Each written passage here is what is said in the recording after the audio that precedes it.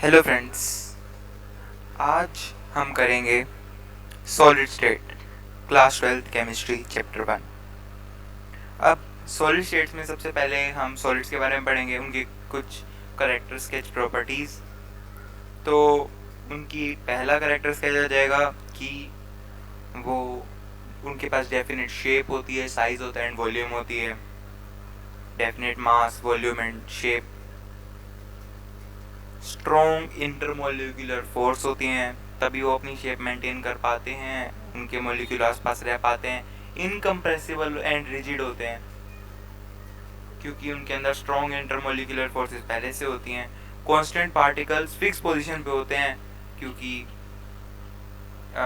वो मूव भी नहीं कर पाते क्योंकि इंटरमोलिकुलर फोर्सेस बहुत ज़्यादा स्ट्रॉन्ग होती हैं। वो ऑसिलेट करते हैं अपनी मीन पोजीशन पे। अब हम आ जाते हैं क्लासिफिकेशन ऑफ सॉलिड्स पे। अब क्लासिफिकेशन ऑफ सॉलिड्स में हम इसको सबसे पहले अरेंज करेंगे कांस्टेंट पार्टिकल की क्लासिफिकेशन पे। तो क्रिस्टलाइन सॉलिड्स और दूसरा अमॉर्फस सॉलिड्स। अब हम इनके बारे में पढ़ेंगे लेकिन डिफरेंशियल फॉर्म में, ताकि हम इनको डिफाइन भी कर सकें, साथ साथ इनके डिफरेंशियल भी लिख सकें। अगर पेपर में क्वेश्चन आते हैं तो मैक्सिमम डिफरेंशियल पे क्वेश्चन आएगा। तो क्रिस्टलाइन सॉलिड, एमोर्फस सॉलिड। अब स्टार्ट करते हैं हम डिफरेंशिएशन।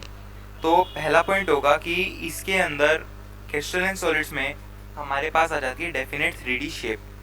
तो कैरेक्टरिस्टिक ज्योमेट्रिकल शेप जो कि 3D शेप होती है, क्यूबॉइड, क्यूब वगैरह वगैरह।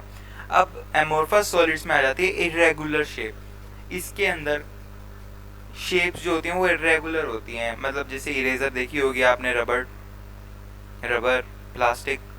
अब जो क्रिस्टलाइन सॉलिड होता है वो उसका शार्प मेल्टिंग पॉइंट, मतलब शार्प मेल्टिंग पॉइंट का मतलब 0 डिग्री सेल्सियस पे बर्फ पानी बन जाता है।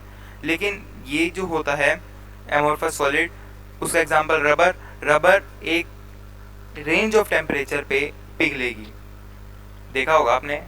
तो और हाँ, तीसरा डिफरेंस आ जाएगा, अब क्रिस्टलाइन सॉलिड्स में कटिंग पे क्लीन क्लीवेज देता है, लेकिन एमोर्फस सॉलिड्स कटिंग पे कभी भी क्लीन क्लीवेज नहीं देंगे, हमेशा रफ सरफेस आएगा अगर हम नाइफ से कट करते हैं तो।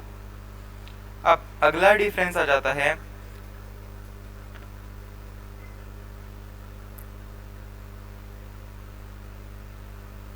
Definite heat of fusion. मतलब इनके पास डेफिनेट हीट ऑफ फ्यूजन होती है, जहां पर हम देखते हैं एमोर्फस सॉलिड में कोई डेफिनेट हीट ऑफ फ्यूजन नहीं होती।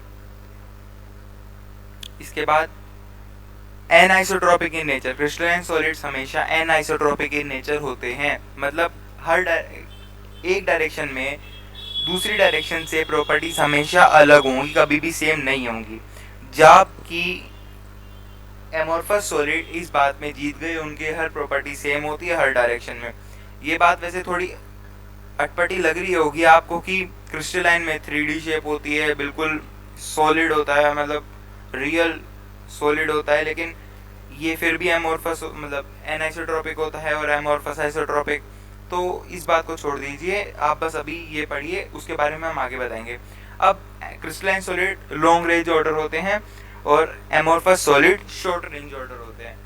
मतलब क्रिस्टलाइन सॉलिड्स तो ज़्यादा रेंज तक होंगे और एमोर्फस सॉलिड कम रेंज तक होंगे। अब एग्जांपल देख लेते हैं, NaCl, quartz, sulphur, iron, silver, copper etcetera. मतलब सारे के सारे मेटल्स इस में आएंगे, सारे आयोनिक सॉल्ट इसमें आएंगे, सारे कोवेलेंट सॉल्ट इसमें आ जाएंगे और मेटेलिक भी आ जाएंगे, मॉलिक्यूलर भी आ जाएंगे। इसमें ग्लास, रबर, प्लास्टिक, पॉलीमर्स सारे के सारे एमोर्फस सॉलिड में आएंगे। अब अगला type of crystalline solids.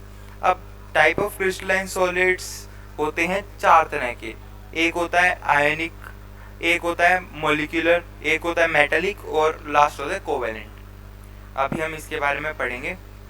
Ionic solid जो होते हैं उनके अंदर स्ट्रॉन्ग इलेक्ट्रोस्टैटिक फोर्सेस होती हैं, वो आयंस की फॉर्म में होते हैं और काफ़ी क्या कहूँ, गुड कंडक्टर होते हैं मोल्टन फॉर्म में इलेक्ट्रिसिटी के। जबकि हम बात कर लेते हैं मॉलिक्यूलर सॉलिड्स की। अब मॉलिक्यूलर सॉलिड्स होते हैं, जैसे आप लगा लो O2 हो गया, F2 हो गया, solid form. O2, F2, CO2, ऐसे करके मतलब जितने भी होंगे ना वो सारे के सारे मोलिकुलर सॉलिड्स में आ जाएंगे। डाइपोल डाइपोल इंटरेक्शन आपने पढ़ा था, डाइपोल इंड्यूस डाइपोल और लंदन फोर्सेस वगैरह वाले सारे के सारे इसमें आएंगे मोलिकुलर सॉलिड्स में, हाइड्रोजन बॉन्डिंग भी। अब मेटेलिक सॉलिड्स में आ जाते हैं जैसे Fe, Ag, Au, Pt, ये सारे के सारे हैं मेटेलिक सॉलिड्स में। अब आप ये सोचोगे कि मेटेलिक सॉलिड्स जो हैं वो एनाइसोट्रोपिक कैसे हुए, क्योंकि उनकी तो हर जगह सेम आएगी प्रॉपर्टीज, सारी की सारी फिजिकल प्रॉपर्टीज, केमिकल प्रॉपर्टीज, लेकिन उसके अंदर भी आपने देखा होगा कि वो होता है Fe2+ होती है, Fe3+, ऑक्सीडेशन स्टेट्स का डिफरेंस होता है, जिसकी वजह से वो भी हमेशा एनाइसोट्रोपिक इन नेचर ही होता है। चौथा आ जाता है कोवेलेंट। कोवेलेंट में आपके पास आ जाएंगे जैसे डायमंड हो गया और ग्लास। कोवेलेंट में सारे के सारे नेटवर्क सॉलिड्स कवर हो जाते हैं। थैंक यू, आशा करता हूँ आपको ये समझ आ गई होगी।